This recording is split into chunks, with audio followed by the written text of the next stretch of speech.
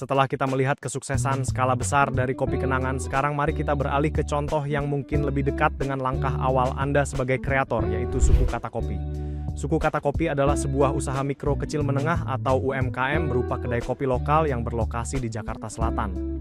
Menariknya, brand ini didirikan oleh sekelompok anak muda kreatif yang memiliki visi serupa, menciptakan ruang yang tidak hanya menjual kafein, tetapi juga pengalaman visual yang unik. Suku Kata Kopi secara spesifik menyasar segmen Gen Z dan milenial dalam rentang usia 18 hingga 30 tahun. Ini adalah audiens yang sangat kritis terhadap estetika digital. Mereka menyukai suasana nongkrong yang nyaman, namun yang paling utama, mereka mencari konten visual yang menarik untuk dibagikan kembali di media sosial mereka.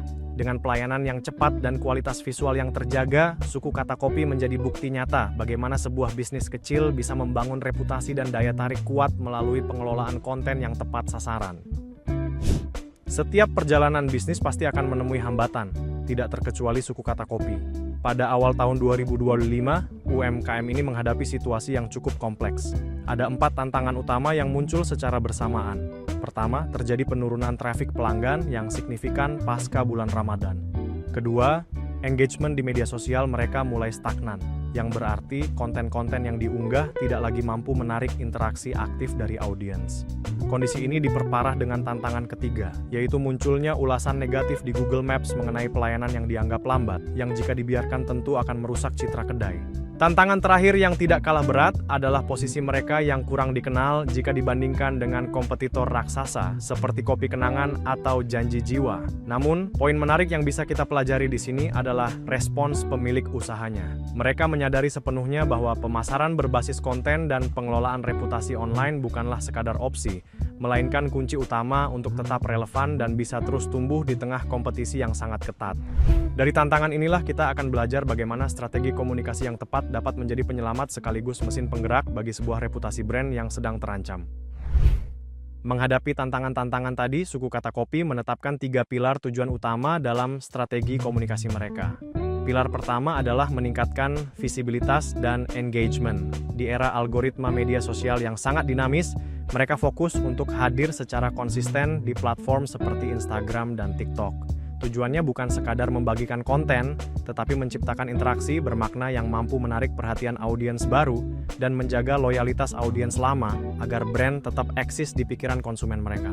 Pilar kedua adalah membangun kepercayaan pelanggan melalui pengelolaan reputasi digital yang baik, seperti merespons ulasan secara profesional dan menampilkan transparansi kualitas. Mereka ingin menumbuhkan rasa aman bagi calon pembeli. Kepercayaan ini kemudian diharapkan bermuara pada pilar ketiga, yaitu kunjungan offline. Pada akhirnya, seluruh upaya di ranah digital ini memiliki misi utama untuk mendorong peningkatan jumlah pelanggan yang datang langsung ke kedai kopi mereka. Dengan kata lain, reputasi digital yang solid adalah undangan terbuka yang paling efektif untuk mengonversi pengguna media sosial menjadi pengunjung nyata di dunia offline.